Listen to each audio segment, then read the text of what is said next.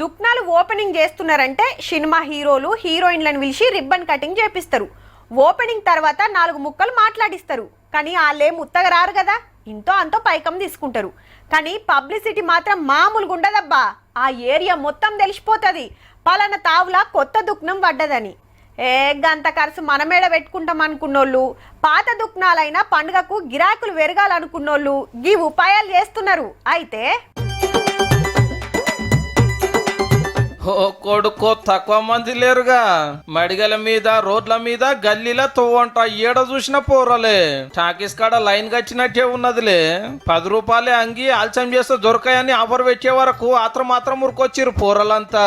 వచ్చినోళ్ళు ఊకుండక అయిపోతాయి రారా అని దోస్తులకు ఫోన్ కొడితే అట్లా కొంత మోపయ్యన్రు.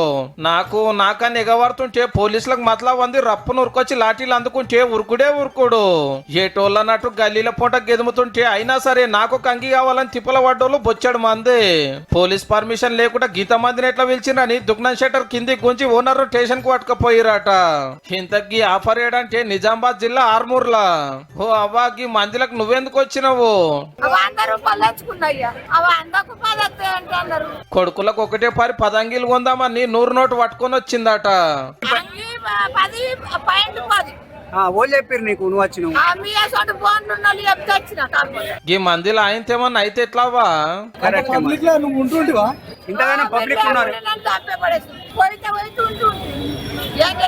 ఆఫర్ అంటే అవ్వలే గిట్లున్నాక ఇక పోరలుకుంటారు. మరి 10 రూపాయల అంగిలు ఇంట్లో ఎందరికి దొరికినాయో గానీ షాపులకైతే పుకటనే ఫుల్ పబ్లిసిటీ పో.